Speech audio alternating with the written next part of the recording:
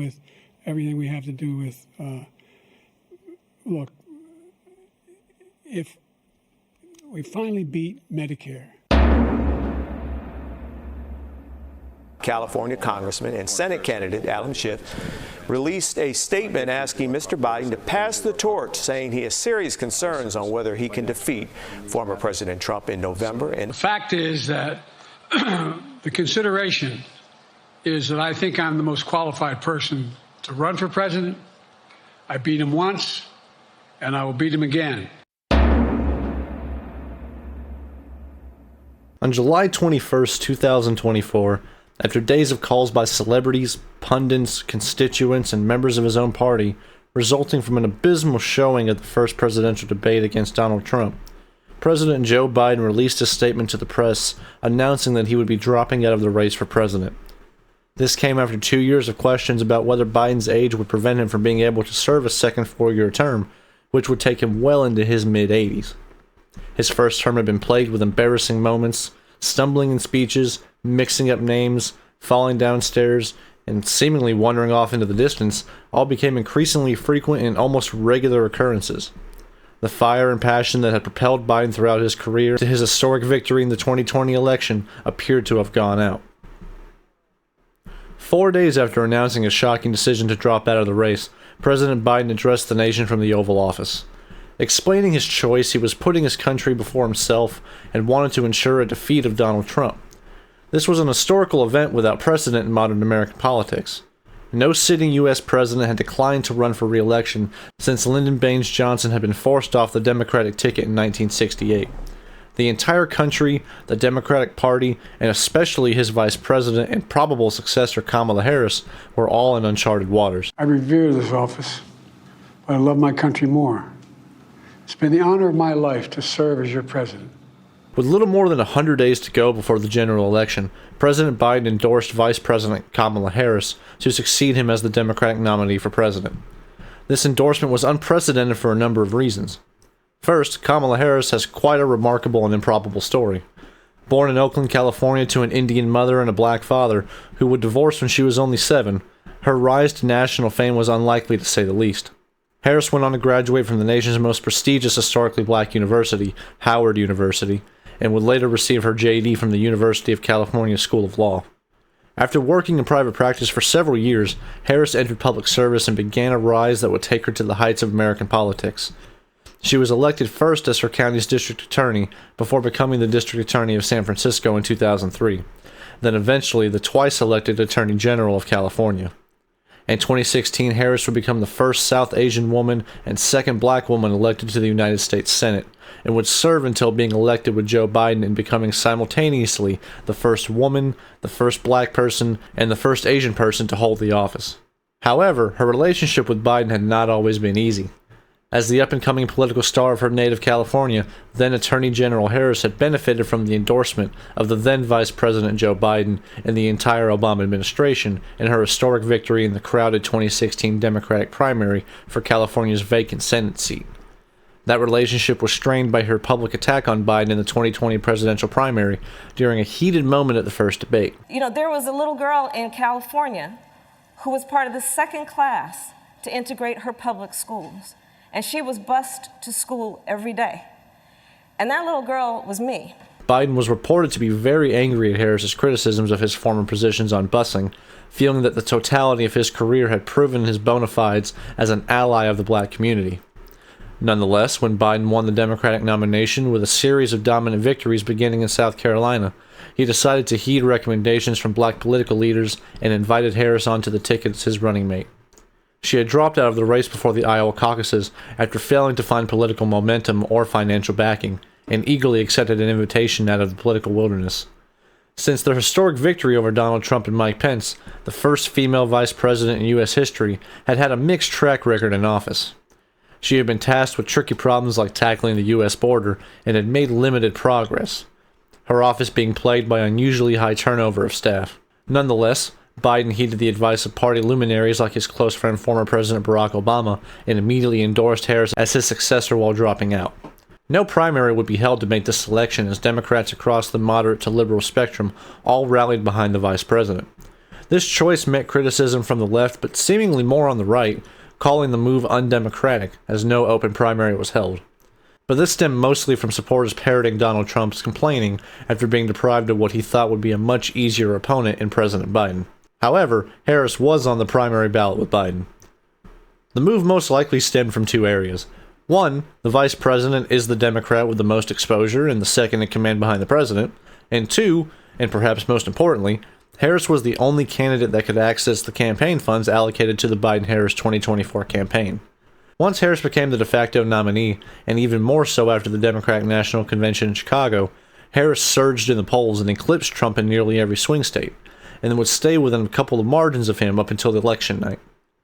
Despite what appeared to be a very enthusiastic wave of support for the new candidate, the vice president would ultimately be unsuccessful in her quest to win the White House, losing the popular vote by over 2 million votes. The logical question to be asked next would be, why was Kamala Harris unable to beat Donald Trump, perhaps the least popular president of modern times, whom Democrats warned would destroy democracy, destroy the economy, pardon hundreds of violent offenders, and who would try to steal an election? Well, let's take a look at those 100 days. The initial reaction to Harris becoming the Democratic nominee met with a surprising amount of jubilation, given her low approval ratings up to that point. Figures across the Democratic Party praised and endorsed her one after the other. The next logical question became, who would be her running mate? The Harris team was unprepared for this and had to then scramble to make a decision as the deadline for balloting was quickly approaching. Many names floated as potential picks, including Transportation Secretary Pete Buttigieg, Pennsylvania Governor Mark Shapiro, Arizona Senator Mark Kelly, and a few others. On August 6th, she would pick Minnesota Governor Tim Walz, a 20-plus year National Guard veteran and former congressman. Walz had a great success record in Minnesota with popular programs such as free school meals and signed marijuana legalization into law. Democratic Party leaders hoped that his laid-back Midwestern style and hobbies like fishing and hiking could appeal to middle American voters that the Democrats had suffered with in recent years. Seemingly, even more momentum was behind the new Harris campaign as millions of dollars flooded in, setting a new 24-hour fundraising record of $81 million through small donations. By the beginning of August, they would raise well over $300 million. By the end of the election cycle, the campaign would raise well over $1 billion, almost doubling the money raised by the Trump campaign. However, they would have less cash on hand by the end and would actually be in debt by the end of the campaign season. An awfully bad position to be in, especially after losing the election. Harris hit the campaign trail on July 23rd at her first event in Wisconsin and would hold her first rally with her new running mate Governor Walz on August 6th. A common trend that I certainly noticed early in the campaign was that many Harris campaign events felt oddly identical. The speeches both members of the ticket gave struck viewers as fresh and different. Both candidates leaned into their personal biographies to support their views and policies.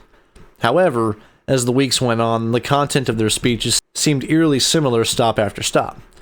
Now, of course, there is going to be similar messaging given at each event, and there is certainly a formula for campaign events. Local and state level candidates speak, hometown celebrities, and then the candidate. But in an age where every event is available online to see, there seemed to be an almost copy and paste feel to the events. Now, this is certainly my observation, and the large crowds in attendance seemed to enjoy themselves, but this style of campaigning seemed a bit more at the time in the days of Harry Truman, where each town might get the same speech, but the other towns wouldn't see them. Certainly this pattern existed at Trump rallies, but they felt more unscripted, free-flowing, and with the Trump brand of chaos that his supporters love. This might have played a factor in her defeat. Voters like to feel like they can relate to their candidates. In Harris's case, it seemed like they couldn't. One of the criticisms of Biden was that he seemed sheltered all the time, and with Harris, while she was certainly younger and more energetic, seemed almost as isolated as Biden had. Sure, she would do rallies with celebrities, and she would make a highly viewed cameo on SNL, a whole 2 days before the election, but she never took any risks in her campaigning.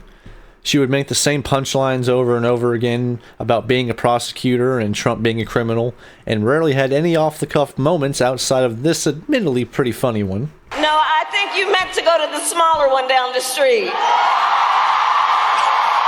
One of the most famous examples of this was her much criticized answer to a question asked by CNN's Dana Bash. When asked what she would have done differently than Joe Biden with regard to the American response to the October 7th attacks in Israel and the resulting war in Gaza, she stated that she would do nothing differently. This kind of equivocating non-answer wasted Harris's opportunity to distance herself from the Biden administration's less popular decisions and to be a fresh face. The Harris campaign also failed to take advantage of new communications technology and media. Joe Rogan, the biggest podcaster in the world with a global audience of millions, very publicly invited her to be a guest on his show, and she declined, wanting to limit the time and possibly even edit the show, which Rogan refused. On the other hand, Trump would go on the Joe Rogan Experience and within days would get tens of millions of views. By engaging with Rogan and other members of the manosphere, the Trump campaign fed on the massive energy emanating from young male voters. These young men, many motivated by anger and disappointment with society, surged to Trump's populist right-wing message and were even more likely to vote Republican than their fathers and grandfathers, a huge deviation from recent historical trends.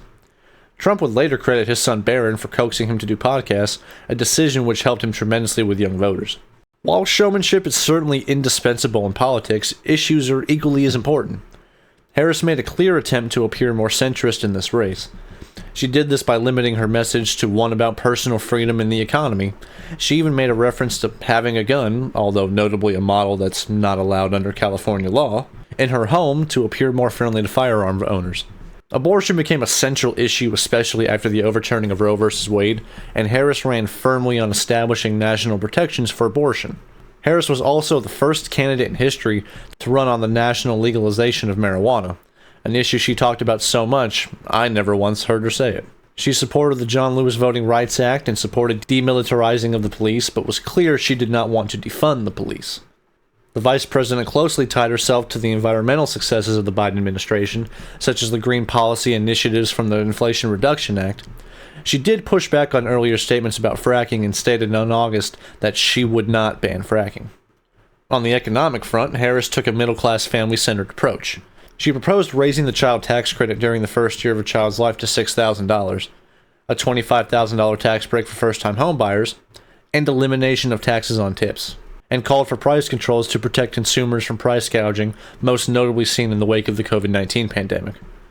Harris also called for raising the minimum wage, but failed to provide a figure for where to bring it to. Economists had mixed reactions to this, but all concluded that the debt added under this plan would be about $2 trillion to the deficit over a decade. Conversely, Donald Trump's policy, which in some areas was similar to that of the vice president's, would cost roughly $4 trillion over a decade. Harris's stance on gun control was pretty in line with the modern Democratic Party. Calls for red flag laws, universal background checks, banning assault weapons, and the revoking of certain manufacturers' licenses. She would also head the White House Office of Gun Violence Protection as vice president.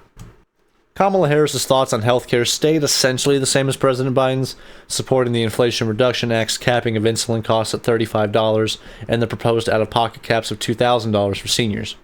She, however, changed her policy stance, and this is something she would often be criticized for, by saying she was no longer in favor of a single-payer healthcare system. Housing was an area of increasing concern in the lead-up to the 2024 election, with housing inflation and housing prices on the rise. Harris proposed a slew of policies to deal with this, including $40 billion in incentives to build homes, and the previously mentioned $25,000 for new home buyers. She also proposed rent controls to protect renters from predatory practices by landlords. Another area where Harris was tougher than Biden, at least in rhetoric during the campaign, was immigration. Harris made calls for stricter asylum rules, highlighted her time in California by cracking down on border gangs, and supported a bipartisan border law in 2024 that had support from Border Patrol. Her positions as the, quote, border czar, and being tied to the Biden administration seeing millions of illegal immigrants come into the U.S. might have been a hurdle that she just couldn't overcome. Harris was fairly quiet on the LGBTQ front, allowing Governor Walz to take the lead with his keep government out of the bedroom style of speaking. She was certainly a supporter of LGBTQ rights, but likely tried to be less out front with it, especially with Trump's campaign running ads like this. Kamala is for they, them. President Trump is for you. I'm Donald J. Trump, and I approve this message. Since the majority of Harris's campaign focused on domestic issues, not much was really known of her foreign policy outside of her being in line with President Biden. One area she differed was her stance on free trade. From her 2019 primary performances, we know she was against NAFTA, TPP, and the USMCA. The most controversial stance of her foreign policy plank was her support of Israel in the Hamas conflict. On October 7, 2023, Hamas launched an attack against Israel, which began a conflict that at the time of the election was well past the 1-year mark. Across the country, young liberal activists began hosting pro-Palestinian demonstrations in condemnation of the perceived human rights violations committed by Israel and Prime Minister Benjamin Netanyahu. She would often have other proxies for speaking on this issue, and based on polling, she was essentially tied in this area with Donald Trump, and would actually underperform him in Dearborn, Michigan, which was deemed the capital of Arab America. Leading up to the election, despite Harris's large surge in personal support in July, she remained only slightly ahead in popular vote polls and essentially tied in all the swing states, so it was basically a toss-up going into election night. Early voting was an early indicator that Harris wasn't doing as well as Biden had in the 2020 election, because in the 2020 election, early and mail-in voting swung heavily in favor of Democrats. But in the 2024 campaign, Harris was only ahead 3% in the over 88 million early and mail-in ballots. This was certainly caused in part by Trump's push for early and mail-in voting. And with over half of the ballots cast by the time election night approached, despite many predictions of a red mirage repeat, none ever occurred. Harris never led the popular tally at any point during election night, and not long into Wednesday morning, Donald Trump was declared the victor, winning 312 electoral votes and over 77 million in the popular vote. A breakdown of the election results shows, while Harris won and lost almost identically, the same as Biden by demographic, she underperformed dramatically in several key areas, most notably men, and more specifically Black and Hispanic men. She dropped 35 points in the latter compared to Biden in 2020, and the main age demographic where she lost voters was men 18 to 55. She actually improved marginally to Biden in men over 55, including non-college educated white men. Unlike her opponent in 2020, Vice President Harris quickly conceded the election. The following day at her alma mater, Howard University, she gave an extremely emotional speech to a crowd of obviously disappointed supporters. She challenged the crowd of students and activists to never forget their own power and to always fight for positive change. For many, the speech felt like the end of a long journey for Harris and the country, as they all were fearful and anxious of what another Trump term would look like, and based on recent events, they were certainly vindicated in their fears. So what ultimately was the reason behind Harris's defeat? Was it her selection of a vice presidential candidate who to that point had enjoyed little national attention and was not from a critical swing state? Was it her overly cautious appearance strategy? Was it losing on social issues, regardless of her discussion or lack thereof on the campaign trail? Was it the short amount of time she had to carry out the campaign cycle? Or was it an unwillingness to distance herself from Joe Biden, whom, no matter what you think of him, was viewed very unfavorably by the majority of Americans up until that point? The simple answer is all of the above. Ultimately, it is speculative to say that choosing Mark Kelly or Josh Shapiro would have swung the respective home states or the election in Harris's favor, although it's still possible. Even if enough states had the right percentage of voters swing to change the electoral outcome, it is unlikely in any scenario Harris would have won the popular vote, much like the situation that elected Donald Trump in 2016. She clearly failed to capitalize on modern strategies like podcasts that were a clear benefit to Donald Trump. There was equally poor messaging from the Harris campaign as there was during the Biden administration, and talking up successes both legislatively and economically, which certainly dates back to the inflation hikes and public backlash at the perception of Bidenomics. The Trump campaign was also incredibly successful at messaging against Harris on her shifting viewpoints and pushed the narrative that she was a radical leftist. While her campaign cycle was slightly shortened by American standards, she had more money than any other candidate in history at her disposal, and still had well more than the 6-week time frame enjoyed in the United Kingdom. One thing that undoubtedly cost her votes was the overturning of Roe v. Wade, as state-level constitutions have almost unanimously approved abortion right referendums, which allows centrists to support a right to choose without supporting the party that has made that a plank of their platform. Whatever the answer may be, hopefully Kamala Harris and Democrats at large can take a look at the 2024 election cycle and see what worked and what didn't. As for the former vice president, who knows what the future might hold? If she follows Richard Nixon's example, she could run for California governor. But unlike Nixon, she would probably win, and in that event would likely stay in the job to end her career. While at only age 60 now, she's decades younger than our last two chief executives, but it is unclear whether she will be willing to risk a short-term governor seat or risk running for president approaching the age of 70. What we do know is that despite anyone's personal feelings toward Vice President Harris, or how her campaign for president turned out, she will no doubt go down in American history, not only for the groundbreaking and trailblazing accomplishments of her most recent office, but for overcoming incredible adversity to forge an amazing career in public service and permanently etching her name into the annals of American history.